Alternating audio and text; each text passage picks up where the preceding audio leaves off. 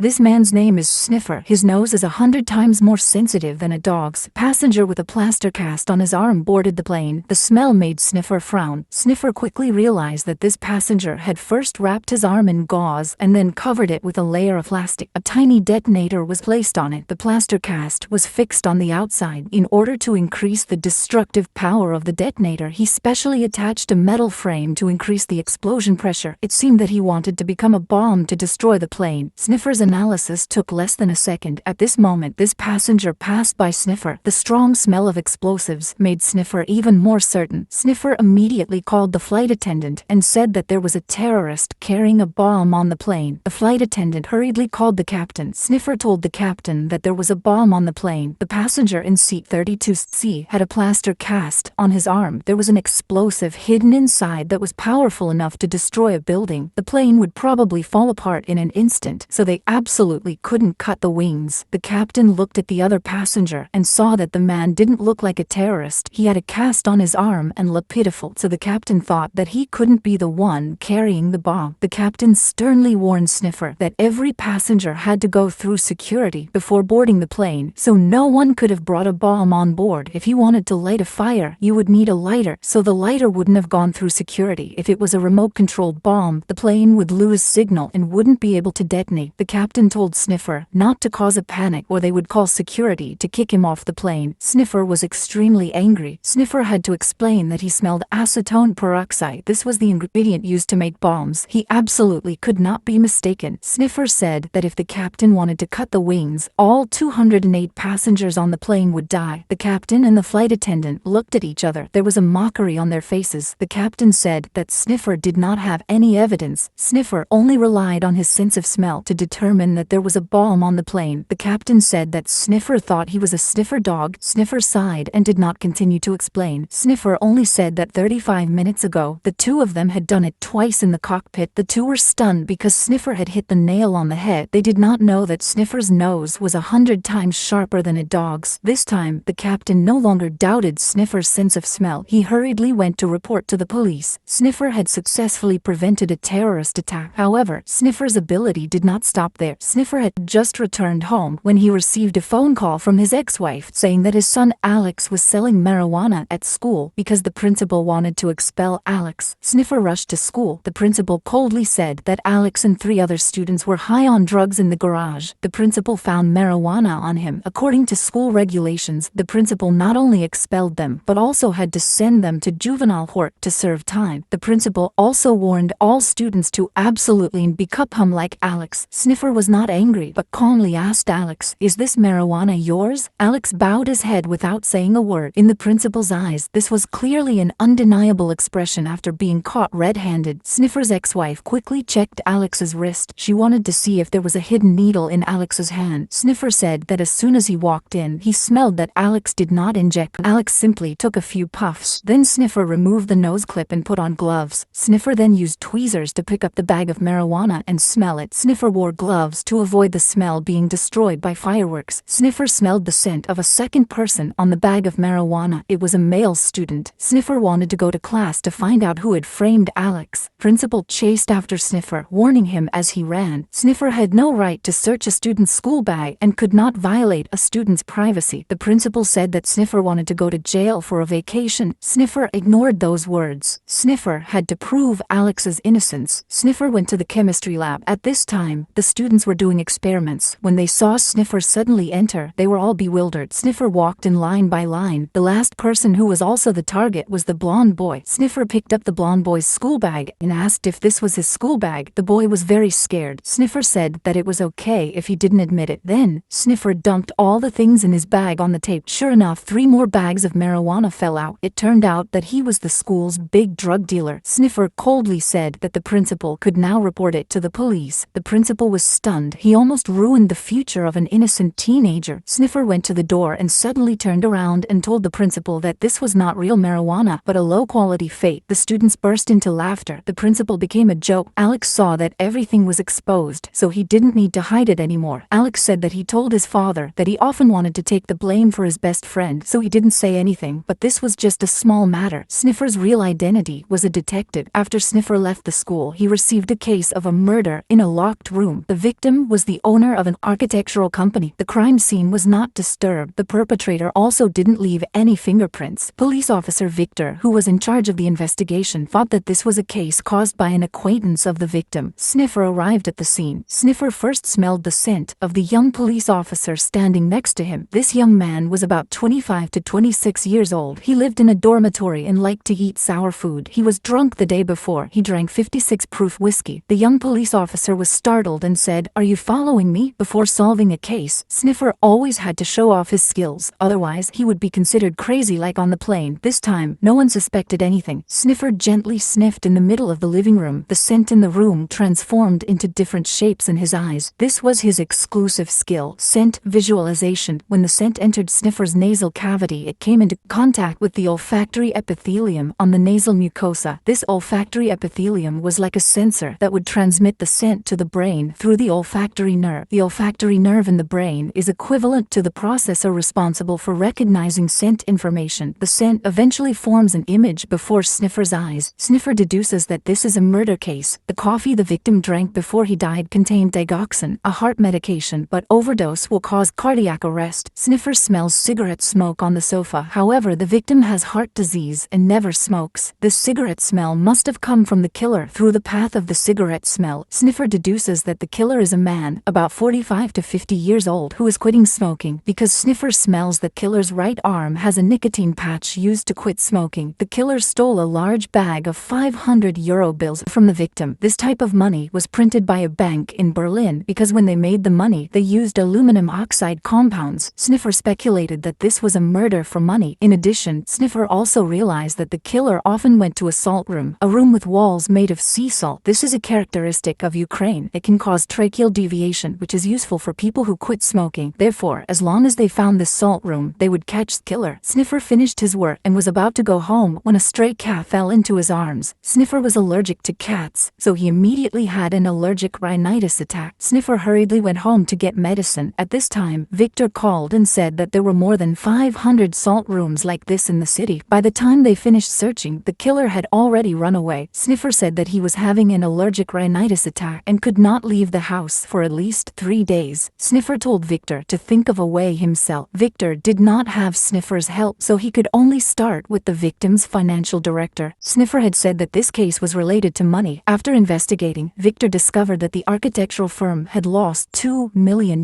The director said he didn't know how it was lost because when the murder happened, he was at a bar exercising with 4 waitresses. He had a clear alibi. The investigation was at a standstill again. Victor couldn't take Sniffer to see a doctor. Victor wanted Victor to recover quickly so he could continue the investigation, but Sniffer hated going to the doctor the most. Every time he went, the doctor would prescribe some allergy medicine. It only treated the symptoms, not the root cause. But this time, the female doctor was different. She only used a flashlight to look at his nose. She immediately guessed that he often wore a nose clip and was allergic to cats. The nasal mucosa was irritated by the allergy medicine and bled. Sniffer was a bit surprised when he met someone as intelligent and logical as he was. Sniffer immediately guessed that she was about 35 years old and lived alone. She had no children or pets. She often swam in pools with excessive chlorine levels. She also liked to drink strong coffee and often ate round foods like chocolates. Although Sniffer had allergies and rhinitis, his sense of smell was still sharper than normal people. The female doctor prescribed medicine for Sniffer, treatment with the gas vibration method. Then Sniffer received a second murder case. The victim was the previous CFO. This person died from a gunshot wound. When the forensics at the scene saw Sniffer arrive, he shook his head. He did not believe that anyone could surpass his 20 years of experience based on their sense of smell. Sniffer only smelled the victim's hand, and he judged that the murderer was the same person as the previous victim. The CFO's hand had held the handbag containing a large sum of money from the previous case. The bag had been taken away by the murderer. Both of their hands smelled of titanium dioxide. This smell is often found in paintball bags. This shows that the killer or the CFO often plays this game. Sniffer went to the trunk of the car and the victim's body. The forensics officer standing nearby was very surprised when he heard Sniffer conclude that the bag belonged to the killer because there was no smell of titanium dioxide in the CFO's car. The truth was clear. The CFO and the killer were accomplices. He hid the killer who stole money and killed the boss. Then he came back to blackmail and was killed by the killer. The next step was to catch the killer. Sniffer smelled the distinctive smell of scrap paper and plastic on the bag. There was only one paintball small club in the whole city that was open next to the scrap paper and scrap recycling warehouse. The two immediately went there. Victor was responsible for shaking hands with Layers. Sniffer took the opportunity to sniff around to find someone with a smoking cessation patch. When Sniffer changed his clothes, he smelled a familiar scent. A bald man walked in. There was indeed a smoking cessation patch on his arm. Everyone put on their helmets and entered the field. The smell of titanium dioxide and the sweat of more than 20 players mixed together, making Sniffer unable to tell who the culprit was for a moment. When the game started, Sniffer hid to the side to observe. Suddenly, someone was eliminated. After he took off his helmet, Sniffer identified that person as the culprit. Sniffer had just told Victor to catch the culprit when he was unexpectedly shot by a paintball and eliminated. Sniffer reminded Victor to be careful because the culprit had a weapon on him. Victor quickly chased after the culprit alone. The culprit ran around the steel maze with a bag. Victor climbed up high and jumped down suddenly. Victor finally subdued the culprit. Sniffer had just finished his work when his ex-wife told him some bad news. Alex was arrested by the police on suspicion of murder. Sniffer immediately went to the police station with Victor. The police chief said that Alex had killed a drug dealer. At that time, Alex was standing next to the body with a gun. Sniffer did not believe it at all. Alex had naively confessed to his friend before, so Alex certainly did not have the courage to kill someone. Sniffer wanted to see his son but was refused. The police chief was afraid that both of them would collude to deny the crime. Sniffer could not bear it any longer, so he removed the nose clip and took a deep breath. Then Sniffer said that the police chief was 45 years old and did not smoke. He had no wife or children because he loved the bees he raised more than anyone. The police chief was shocked to realize that Sniffer was a famous humanoid police dog in the detective world. Sniffer wanted to ask to investigate this case, but he was still determined not to let Sniffer see Alex. Sniffer had no choice but to go to the crime scene with Victor. The neighbor heard the movement from the cat's eye hole, so he secretly observed. Victor immediately used tape to seal the cat's eye. It was illegal for them to investigate a case without permission. Victor took out a lockpick tool and then used steam to melt the glue and peel off the seal. Victor also learned from Sniffer and smelled it and said that this was a seal made of white paper. Sniffer was speechless because it was obvious to the naked eye. At this moment, the neighbor's tape covering the cat's eyes suddenly came off. He saw their actions clearly, so he immediately called the police. At this time, two of them had entered Sniffer's house. In the middle of the living room, the scent image was displayed. Alex was indeed here at the time of the murder, but Alex was holding a gun and lying on the ground. It seemed that Alex was unconscious. Sniffer took another deep breath and smelled the scent of the sheriff and two paramedics who had arrived. This was normal. The police were definitely investigating the scene, but Sniffer still felt something was wrong. Sniffer took a deep breath for the third time to get rid of unrelated smells. Sniffer detected the smell of a second gunman. The gunman was a man around 35 to 37 years old. Because the smell at the scene was too complicated, Sniffer couldn't tell whether that person had fired a shot or not. Sniffer smelled flour behind a floor lamp. Sniffer guessed that 3 kilograms of flour had been hidden here. Sniffer speculated that the murderer must have killed someone for the flour and then framed Alex to divert the investigation. After that, two left. The police chief learned from the neighbor that the two were investigating the case on their own, so he immediately called Victor's superior to forbid them from continuing the investigation. The investigation hit a dead end. Sniffer was so worried at home that he couldn't sleep. His ex-wife cried every day. That day, a bald guy suddenly came to Sniffer and said that he was in the same prison as Alex. He said that he knew who the killer was. He wanted $1,000 as a reward. Sniffer smelled Alex's scent on him, so Sniffer went to get the money. The bald guy took the opportunity to sneak up and steal a silver cup. When Sniffer went out, he only gave him $900. The bald guy looked unhappy. Sniffer said the cup he had just stolen was only worth $100. The bald guy had no choice but to return the cup. Sniffer gave the rest of the money. Then the bald guy suddenly knocked Sniffer unconscious. Then he stole all the silver cups. Later, Victor found out, so he immediately took Sniffer to the hospital. The female doctor helped Sniffer clean up the blood in the nasal cavity. The two looked at each other. Sniffer was immediately moved. He held her small hand, but he found that he could not smell the scent on the female doctor. He held the orange next to him and could not smell anything. It was the bald guy who had damaged his nose. Victor then found the bald guy's address. Victor prepared to arrest him to question who the culprit was all along, but when Victor arrived, he found that the bald guy had been killed. This time, the clue was cut off again. Sniffer speculated that the bald guy's appearance was to destroy his sense of smell to hinder the investigation. What was even more surprising was that the police, through ballistic testing, identified Sniffer's son as the culprit. Immediately after that, Victor received a phone call saying that on the day of the murder, the police chief did not come to the scene but sent another investigation team team. Sniffer immediately understood that the second gunman was the police chief. That's why Sniffer thought the sheriff was also at the scene at first. The sheriff knew that Sniffer's nose could detect his secret, so he deliberately ordered someone to sabotage Sniffer's sense of smell. He was the real killer who killed the drug dealer. Now, they only needed to find the flower to convict him. Although Sniffer had temporarily lost his sense of smell, his mind was still very sharp. Sniffer knew that the sheriff had a bee farm, so there was a high chance that the flower was hidden there. Then they found a hacker. They disguised themselves as tourists and went to the bee farm. They took the opportunity to visit and install surveillance cameras. Then they also broke the window to trick the neighbors into calling the sheriff to inform them that their bee farm had been robbed. At this time, the hacker had also connected the surveillance cameras. Next was the moment of waiting for the prey to fall into the trap. The police chief received the news and hurried back from elsewhere. He didn't go into the house but went straight to the beehive. Then he opened a beehive and checked the flower package. When he left, he accidentally found a camera, so he immediately realized that he had been set up because a surveillance camera had no image due to a bad signal. Sniffer and the others didn't notice the sheriff walking towards them. After collecting the evidence, they were about to leave when the sheriff stopped them. Because he had a gun in his hand, they didn't dare to resist. Fortunately, the hacker was quick-witted and went around behind the sheriff. Then he suddenly opened the box and made a noise. The moment the sheriff turned around, Sniffer immediately jumped in and knocked him down. The police then conducted a comprehensive investigation. Finally, the truth was revealed. The sheriff always covered up for drug dealers to collect protection money. When Alex bought flour, he discovered this secret, so the sheriff decided to kill the person to silence him, hide the flour, and frame Alex. After everything was over, Sniffer rested for a month before his sense of smell recovered. Very quickly, Sniffer received a new case. In a military hospital, 4 soldiers were shot dead in one night. Sniffer first checked the medical staff. Sniffer smelled the doctor on duty. He had just operated on a patient with necrosis, so he had a foul smell on him. Sniffer found the nurse on duty sleeping on the table all night, and she had a cold breath on her. Neither of them were the murderer. Then Sniffer went to the patient's room and took a deep breath. Sniffer smelled the murderer on the victim. The murderer was about 20 to 25 years old and did not take medicine but had drunk alcohol before committing the crime. It was probably to gain the courage to kill. The murderer had scar healing ointment on his body. The director took out prescription records and found out that a soldier had prescribed this ointment. The two went to the barracks to find him. Sniffer did not smell any alcohol on him, so Sniffer immediately dismissed the suspicion, but the soldier sadly said that they were new recruits from out of town and were often beaten by the head instructor. The two went to the head instructor, but he said there was no bullying. At that time, the head instructor's wife came to ask for money to buy clothes. He immediately acted like he was pampering her, not like a cruel person. The soldiers were still training normally, and no one said they were being bullied. It seemed like someone was lying. They checked the police's ballistics, and it showed that the killer used a TT-type pistol. From then on, after the barracks turned off the lights, the two soldiers went up to the kitchen to drink and eat pickles. They drank until there was only one pickle left. One of them went into the warehouse to get more. At that moment, a masked man dressed in black entered, using a TT pistol with a silencer. This man fired several shots at the soldiers outside. When the soldier in the warehouse heard the gunshots, he quickly locked the door. Killer could not open the door, so he shot to break the lock. When the patrol soldier heard the noise and ran over, the killer had already run away. Only the shot soldier was left lying on the ground. The killer could freely break into the barracks, so he must have had a shortcut. Victor, with the help of the patrol soldier, found an abandoned gate in the back. Anyone could enter and exit from there. Sniffer found a black woolen thread in the kitchen that matched killer's scent. There was also a smell of synthetic leather on it. This type of leather was often used to make bus seats, and the smell was also very strong. This shows that the killer came to kill people on a new bus. They found this new bus. Maybe they will catch the killer. At the same time, the head coach's wife received a mysterious text message to meet at 6 p.m. He saw that his wife seemed worried, so he asked what was wrong. She said that she had made an appointment with her best friend to go to the movies tonight. This reason was so unusual that he didn't seem to suspect anything. At this time, Sniffer and Victor went to the bus control center and found out that the new bus was still on the road. The two immediately stopped the bus. Victor asked the driver if he had seen a man wearing a black scarf last night. The driver certainly had an impression of that person because the person used a scarf to cover his face and was dressed very conspicuously. Based on the location where this person got off the car, the two found the murderer's house, but there was no one inside. As soon as Sniffer entered, he smelled the scent of a gun. Then, Sniffer also found the black bag that contained the gun and bullets. There was also a diary. It was written that the murderer was a soldier. The diary should have a photo of him and the head coach's wife. At this time, the head coach's his wife went to meet the mysterious person that was also the murderer. In addition, the two of them were actually legally married. The head coach had robbed his wife and separated them. He also ordered his subordinates to destroy the husband's face. After escaping, he got involved in revenge and killed the soldiers who had destroyed his face. When the two were kissing, the head coach suddenly appeared. He had already discovered that his wife was panicking when reading the message, so he secretly followed her. He was extremely